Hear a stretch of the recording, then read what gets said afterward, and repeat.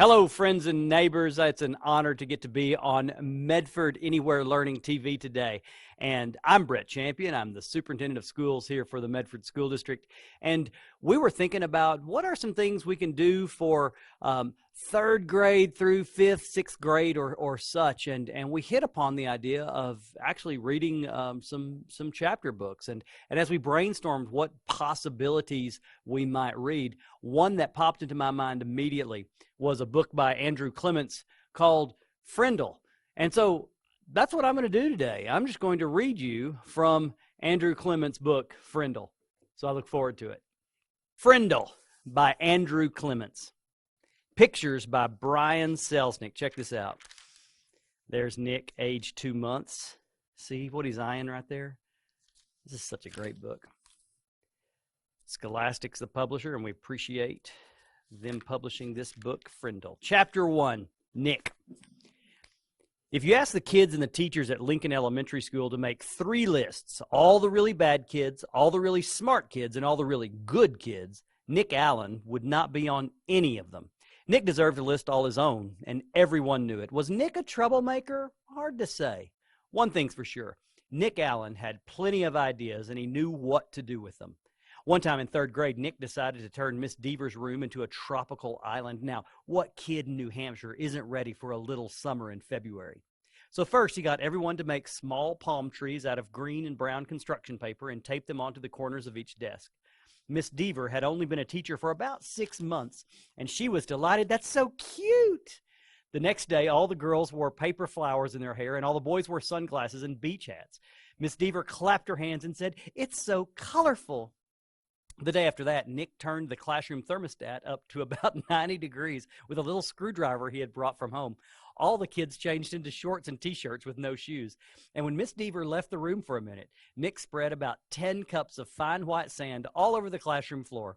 Miss Deaver was surprised again at just how creative her students could be. But the sand got tracked out into the hallway where Manny, the custodian, did not think it was creative at all. And he stomped right down to the office. The principal followed the trail of sand, and when she arrived, Miss Deaver was teaching the hula to some kids near the front of the room, and a tall, thin, shirtless boy with chestnut hair was just spiking a Nerf volleyball over a net made from 6 T-shirts tied together. The 3rd grade trip to the South Seas ended suddenly. But that didn't stop Nick from trying to liven things up. Lincoln Elementary needed a good jolt once in a while, and Nick was just the guy to deliver it. About a year later, Nick made the great blackbird discovery. One night, he learned on a TV show that red-winged blackbirds gave this high-pitched chirp when a hawk or some other danger comes near. Because of the way sound travels, the hunter birds can't tell where the high-pitched chirp is coming from. The next day, during silent reading, Nick glanced at his teacher, and he noticed that Mrs. Avery's nose was curved, kind of like the beak of a hawk. So Nick let out a high, squeaky blackbird beep. Miss Avery jerked her head up from her book and looked around. She couldn't tell who did it, so she just said, "Shh," to the whole class. A minute later, Nick did it again, louder. Peep! This time there was a little giggling from the class, but Miss Avery pretended not to hear the sound, and about 15 seconds later, she slowly stood up and walked to the back of the classroom. Without taking his eyes off his book and without moving at all, Nick put his heart and soul into the highest and most annoying chirp of all. Beep! Mrs. Avery pounced. "Janet Fisk, you stop that this instant." Janet, who was sitting 4 rows away from Nick, promptly turned white, then bright crimson. "But it wasn't me, honest." There was a catch in Janet's voice, as if she might cry. Mrs. Avery knew she had made a mistake, and she apologized to Janet. "But someone is asking for big trouble," said Mrs. Avery, looking more like a hawk every second. Nick kept reading, and he didn't make a peep. At lunchtime, Nick talked to Janet. He felt bad that Mrs. Avery had pounced on her. Janet lived in Nick's neighborhood, and sometimes they played together. She was good at baseball, and she was better at soccer than most of the kids in the whole school, boys or girls. Nick said, "Hey, Janet, I'm sorry you got yelled at during reading. It was my fault. I was the one who made that sound." "You did?" said Janet. "But how come Mrs. Avery thought it was me?" So Nick told her about the blackbirds, and Janet thought it was pretty interesting. Then she tried making a peep or two, and Janet's chirps were even higher and squeakier than Nick's. She promised to keep everything a secret. For the rest of Nick's fourth grade year, at least once a week, Mrs. Avery heard a loud peep from somewhere in her classroom. Sometimes it was a high-pitched chirp, and sometimes it was a very high-pitched chirp. Mrs. Avery never figured out who was making that sound, and gradually she trained herself to ignore it, but she still looked like a hawk. To Nick, the whole thing was just one long and successful science experiment, and Janet Fisk enjoyed it too. Chapter 2. Mrs. Granger. Fifth grade was different. That was the year to get ready for middle school. Fifth grade meant passing classes. It meant no morning recess. It meant real letter grades on your report cards. But most of all, it meant Mrs. Granger. There were about 150 kids in fifth grade, and there were 7 fifth grade teachers, 2 math, 2 science, 2 social studies, but only 1 language arts teacher. In language arts, Mrs. Granger had a monopoly and a reputation. Mrs. Granger lived alone in a tidy little house in the older part of town. She drove an old, pale blue car to school every morning, rain or shine, snow or sleet, hail or wind. She had a perfect attendance record that stretched back farther than anyone could remember. Her hair was almost white, swept away from her face and up into something like a nest on the back of her head. Unlike some of the younger women teachers, she never wore pants to school. She had 2 skirt and jacket outfits, her gray uniform and her blue uniform, which she always wore over a white shirt with a little cameo pin at the neck. And Mrs. Granger was one of those people who never sweats. It had to be over 90 degrees before she even took off her jacket. She was small as teachers go. There were even some fifth graders who were taller. But Mrs. Granger seemed like a giant. It was her eyes that did it. They were dark gray, and if she turned them on full power, they could make you feel like a speck of dust. Her eyes could twinkle and laugh, too, and kids said she could crack really funny jokes, but it wasn't the jokes that made her famous. Everyone was sure that Mrs. Granger had X-ray vision. Don't even think about chewing a piece of gum within 50 feet of her. If you did, Mrs. Granger would see you and catch you and make you stick the gum onto a bright yellow index card. Then she would safety pin the card to the front of your shirt, and you'd have to wear it for the rest of the school day. After that, you had to take it home and have your mom or dad sign the card and bring it back to Mrs. Granger the next day. And it didn't matter to Mrs. Granger if you weren't in fifth grade, because the way she saw it, sooner or later, you would be. All the kids at Lincoln Elementary School knew that at the end of the line, fifth grade, Mrs. Granger would be the one grading their spelling tests and their reading tests, and worst of all, their vocabulary tests, week after week, month after month. Every language arts teacher in the world enjoys making kids use the dictionary. Check your spelling, check the definition, check those syllable breaks. But Mrs. Granger didn't just enjoy the dictionary. She loved the dictionary, almost worshipped it. Her weekly vocabulary list was 35 words long, sometimes longer. There's a picture of Mrs. Granger who loved the dictionary. As if that wasn't bad enough, there was a word for the day on the blackboard every morning. If you gave yourself a day off and didn't write one down and look it up and learn the definition, sooner or later Mrs. Granger would find out, and then just for you, there would be 2 words of the day for a whole week. Mrs. Granger kept a full set of 30 dictionaries on a shelf at the back of the room. But her pride and joy was one of those huge dictionaries with every word in the universe in it, the kind of books it takes 2 kids to carry. It sat on its own little table at the front of her classroom, sort of like the altar at the front of a church. Every graduate of Lincoln Elementary School for the past 35 years could remember standing at that table listening to Mrs. Granger's battle cry, "Look it up! That's why we have the dictionary!" Even before the school year started, when it was still the summer before fifth grade for Nick and his friends, Mrs. Granger was already busy. Every parent of every new fifth grader got a letter from her. Nick's mom read part of it out loud during dinner one night in August.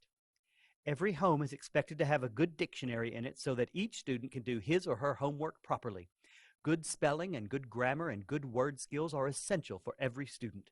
Clear thinking requires a command of the English language, and fifth grade is the ideal time for every girl and boy to acquire an expanded vocabulary. And then there was a list of the dictionaries that Mrs. Granger thought would be acceptable for home study. Mrs. Allen said, "It's so nice to have a teacher who takes her work this seriously." Nick groaned and tried to enjoy the rest of his hamburger.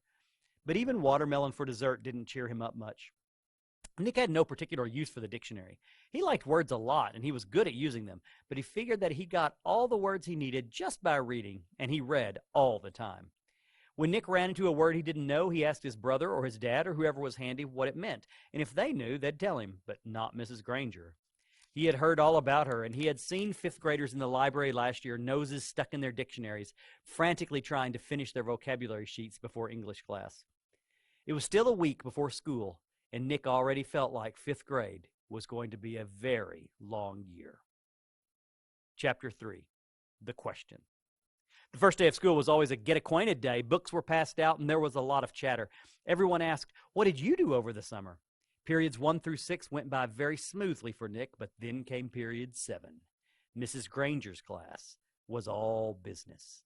The first thing they did was take a vocabulary pretest to see how many of the 35 words for the week the kids already knew. Tremble, circular, orchestra, the list went on and on. Nick knew most of them. Then there was a handout about class procedures. After that, there was a review paper about cursive writing. And then there was a sample sheet showing how the heading should look on every assignment. No let up for 37 minutes straight. Nick was an expert at asking the delaying question, also known as the teacher stopper or the guaranteed time waster. At 3 minutes before the bell, in that split second between the end of today's classwork and the announcement of tomorrow's homework, Nick could launch a question guaranteed to sidetrack the teacher long enough to delay or even wipe out the homework assignment. Timing was important, but asking the right question, that was the hard part. Questions about stuff in the news, questions about the college the teacher went to, questions about the teacher's favorite book or sport or hobby. Nick knew all the tricks, and he had been very successful in the past. Here he was in fifth grade, near the end of his very first language arts class with Mrs. Granger, and Nick could feel a homework assignment coming the way a farmer can feel a rainstorm. Mrs. Granger paused to catch her breath, and Nick's hand shot up. She glanced down at her seating chart and then up at him. Her sharp gray eyes were not even turned up to half power. "Yes, Nicholas?" "Mrs. Granger, you have so many dictionaries in this room, and that huge one especially. Where did all those words come from? Did they just get copied from other dictionaries? It sure is a big book." It was a perfect thought grenade. Kapow! Several kids smiled, and a few peeked at the clock. Nick was famous for this, and the whole class knew what he was doing. Unfortunately, so did Mrs. Granger. She hesitated a moment and gave Nick a smile that was just a little too sweet to be real. Her eyes were the color of a thundercloud. "Why, what an interesting question, Nicholas. I could talk about that for hours, I bet." She glanced around the classroom. "Do the rest of you want to know, too?" Everyone nodded yes. "Very well, then. Nicholas, will you do some research on that subject and give a little oral report to the class? If you find out the answer yourself, it will mean so much more than if I just told you. Please have your report ready for our next class." Mrs. Granger smiled at him again, very sweetly. Then it was back to business. "Now, the homework for tomorrow can be found on page 12 of your Words Alive book." Nick barely heard the assignment. His heart was pounding, and he felt small, very small. He could feel the tops of his ears glowing red. A complete shutdown. An extra assignment. And probably a little black mark next to his name on the seating chart. Everything he had heard about this teacher was true. Don't mess around with the lone Granger. Chapter 4, Word Detective. It was a beautiful September afternoon, bright sun, cool breeze, blue sky, but not for Nick. Nick had to do a little report for the next day, plus copy out all the definitions for 35 words for Mrs. Granger. This was not the way school was supposed to work, not for Nick. There was a rule at Nick's house, homework first, and that meant right after school. Nick had heard his older brother James groan and grumble about this rule for years, right up until he graduated from high school 2 years ago. And then James wrote home from college after his first semester and said, "My grades are looking great because when I came here, I already knew how to put first things first." That letter was the proof Nick's mom and dad had been looking for. Homework first was the law from September to June. This had never bothered Nick before because he hardly ever had homework. Oh, sure, he looked over his spelling words on Thursday nights, and there had been a few short book reports in 4th grade, but other than that, nothing. Up to now, schoolwork never spilled over into his free time. Thanks to Mrs. Granger, those days were gone. First, he looked up the definitions in the brand new red dictionary that his mom had bought because Mrs. Granger told her to. It took almost an hour. He could hear a baseball game in John's yard down the street, yelling and shouting, and every few minutes the sharp crack of a bat connecting with a pitch. But he had a report to do for Mrs. Granger. Nick looked at the very front of the dictionary. There was an introduction to the book called Words and Their Origins. Perfect, Nick thought. It was just what he needed to do his report. It would be all over in a few minutes. Nick could already feel the sun and the breeze on his face as he ran outside to play. Homework all done. There's a picture of homework first. Then he read the first sentence from the introduction. Without question, this modern American dictionary is one of the most surprisingly complex and profound documents ever to be created, for it embodies unparalleled etymological detail, reflecting not only superb lexicographic scholarship, but also the dreams and speech and imaginative talents of millions of people over thousands of years. For every person who has ever spoken or written in English has had a hand in its making. What? Nick scratched his head and read it again, and then again. Not much better. It was sort of like trying to read the ingredients on a shampoo bottle. He slammed the dictionary shut and walked downstairs. Nick's family did a lot of reading, so bookshelves covered 3 or 4 walls in the family room. There were 2 sets of encyclopedias. The black set was for grown-ups, and the red set was for kids. Nick pulled out the D volume from the red set and looked up dictionary. There were 3 full pages with headings like early dictionaries, word detectives, and dictionaries today. Not very exciting. But he had to do it, so Nick just plopped down on the couch and read all of it. And when he was finished with the kid's book, he opened up the black encyclopedia and read most of what it said about dictionaries, too. He understood only about half of what he read. He leaned back on the couch and covered his eyes with his arm, trying to imagine himself giving a report on all this boring stuff. He'd be lucky to have 3 minutes worth. But because Nick was Nick, he suddenly had an idea, and it brought a grin to his face. Nick decided that giving this report could actually be fun. He could make it into something special. After all, Mrs. Granger had asked for it. Chapter 5, The Report. By lunchtime the next day, Nick had a bad feeling in the pit of his stomach. 7th period was coming. He was going to have to stand up in front of Mrs. Granger's class. The eyes of everyone in the class would be glued to his face, and Mrs. Granger's eyes would be cranked up to maximum punch power. He looked over his notes again and again. The first English dictionary, the growth of the English language, William Shakespeare, words from French and German, new words, old words, new inventions, Anglo-Saxon words, Latin and Greek roots, American English. It all became a big jumble in his mind. And his grand plan for the night before, in the harsh fluorescent light of the school day, it seemed impossible. What is it with the clocks in school? When you're planning to go to the carnival after school, the clocks in every class practically run backward, and the school day lasts for about 3 weeks. But if you have to go to the barber shop or go shopping for clothes after school, zip, the whole day is over before you can blink. And today, after lunch, periods 5 and 6 went by in 2 ticks.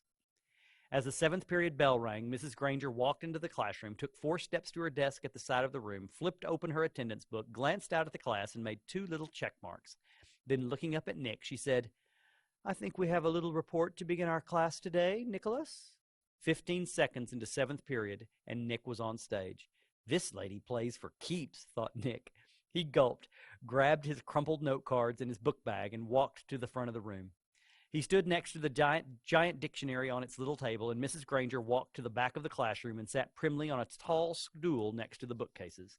She was wearing her blue uniform. Taking a deep breath, Nick began. Well, the first thing I learned is that the first English dictionary, Mrs. Granger interrupted. Excuse me, Nicholas, but does your report have a title? Nick looked blankly at her. A title? No, I didn't make a title. Class, please remember to include a title whenever you prepare an oral or written report. Now, please go on, Nicholas. And she smiled and nodded at him. Nick began again. Looking right at Mrs. Granger, he said, The dictionary. A couple of kids thought that was funny, but Nick played it straight and just kept talking. A lot of people think that the first English dictionary was put together in the 1700s by a man called Samuel Johnson. He lived in London, England. He was real smart, and he wrote a lot of books, and he wanted all the other smart people to have a good dictionary to use, so he made one. But there were other dictionaries before his. The thing that was different about Johnson's dictionary was its size, first of all. He had over 43,000 words in it. The class made a bunch of noise at this big number, ooh and wow and stuff like that, and Nick lost his concentration. He glanced up at Mrs. Granger, expecting to see those eyes drilling a hole in him, but they weren't. They were almost friendly, in a teachery kind of way. She shushed the class and said, Go on, Nicholas. That's a fine beginning. Nick almost smiled, But he saw all the kids staring at him, so he gripped his note cards even tighter and jumped back in.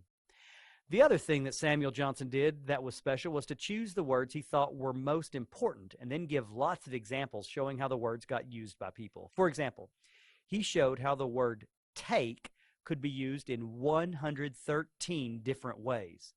Nick's report went on smoothly for 12 minutes. Nick was surprised at how easy it was to stand there and talk about this stuff.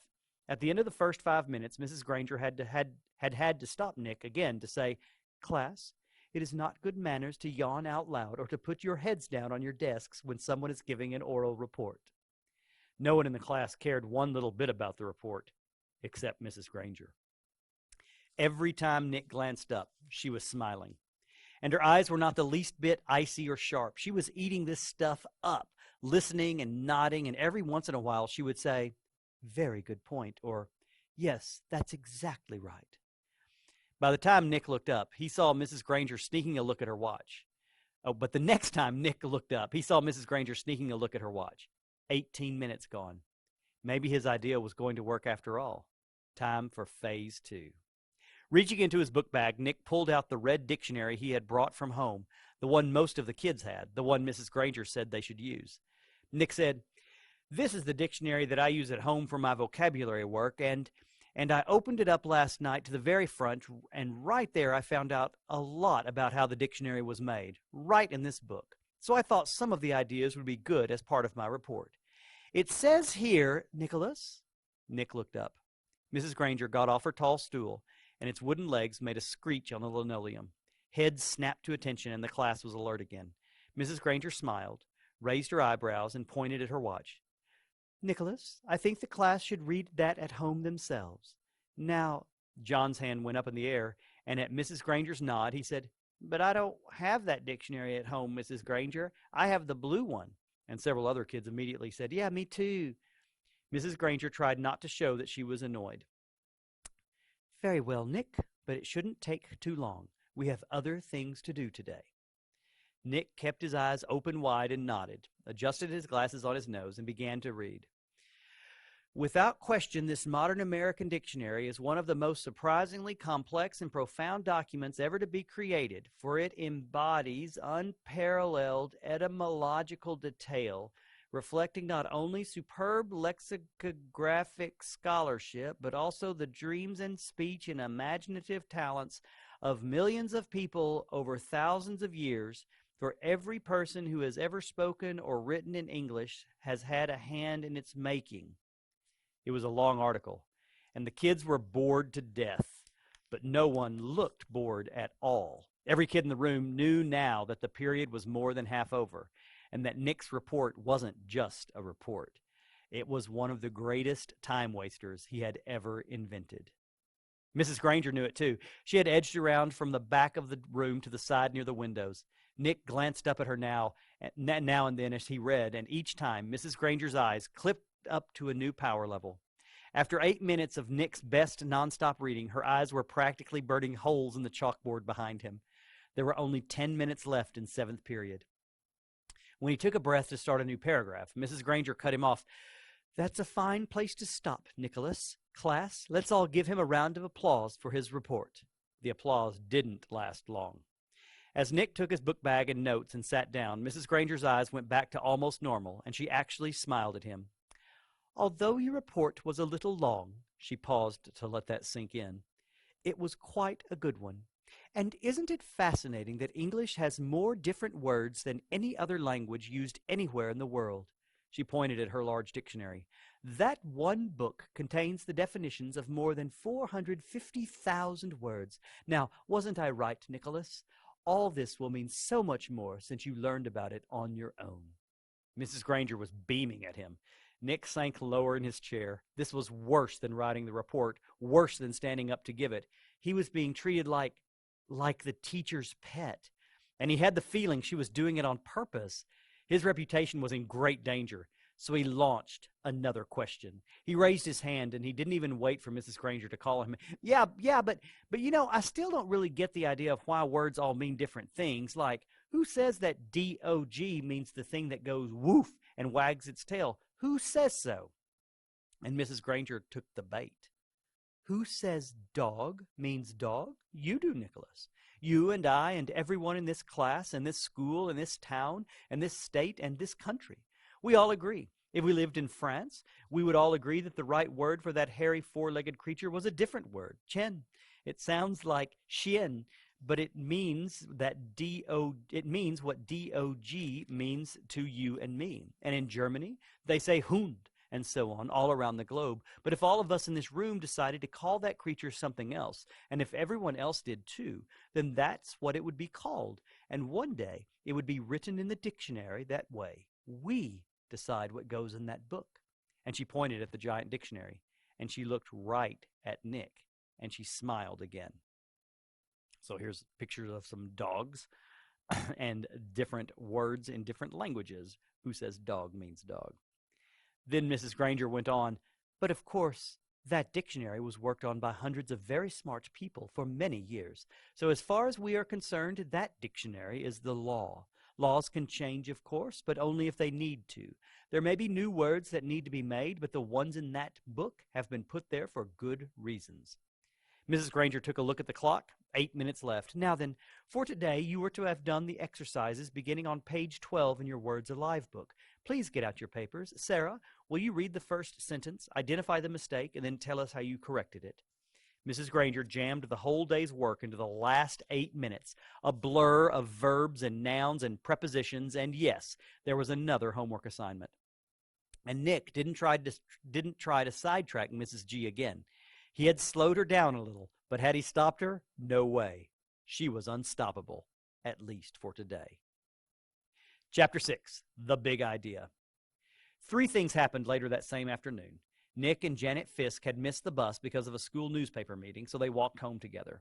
They were seeing who could walk along the curb without falling. It took a lot of concentration, and when Janet stepped off into the street, Nick said, "That's 3 points for me." But Janet said, "I didn't fall. I saw something. Look." She bent down and picked up a gold ballpoint pen, the fancy kind. That was the first thing, Janet finding the pen. They got back on the curb, and Nick followed Janet, putting one foot carefully in front of the other on the narrow concrete curb.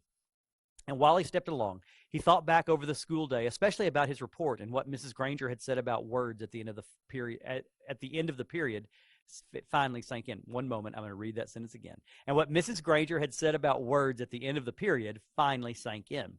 That was the second thing, understanding what Mrs. Granger had said. She had said, "Who says dog means dog? You do, Nicholas." "You do, Nicholas," he repeated to himself. "I do?" Nick thought, still putting one foot in front of the other, following Janet. What does that mean? And then Nick remembered something. When he was about 2 years old, his mom had bought him one of those unbreakable cassette players and a bunch of sing-along tapes. He had loved them, and he played them over and over and over and over. He would carry the tape and the player to his mother or his big brother or his father and bang them together and say, "Guagala, guagala, guagala," until someone put the cassette in the machine and turned it on. And for 3 years, whenever he said guagala, his family knew that he wanted to hear those pretty sounds made with voices and instruments. Then when Nick went to preschool, he learned that if he wanted his teacher and the other kids to understand him, he had to use the word music. But guagala meant that nice sound to Nick because Nick said so. Who says guagala means music? You do, Nicholas. "No fair!" yelled Janet. They were at the corner of their own street, and Nick had bumped into her, completely absorbed in his own thoughts. Janet stumbled off the curb, and the gold pen in her hand clattered onto the street. "Sorry, I didn't mean to, honest," said Nick. "I just wasn't watching. Here." Nick stooped over and picked up the pen and held it out to her. "Here's your..." And that's when the third thing happened. Nick didn't say pen. Instead, he said, "Here's your Frindle." "Frindle?" Janet took her pen and looked at him like he was nuts. She wrinkled her nose and said, "What's a Frindle?" Nick grinned and said, "You'll find out. See you later." It was there at the corner of Spring Street and South Grand Avenue, 1 block from home on a September afternoon. That's when Nick got the big idea.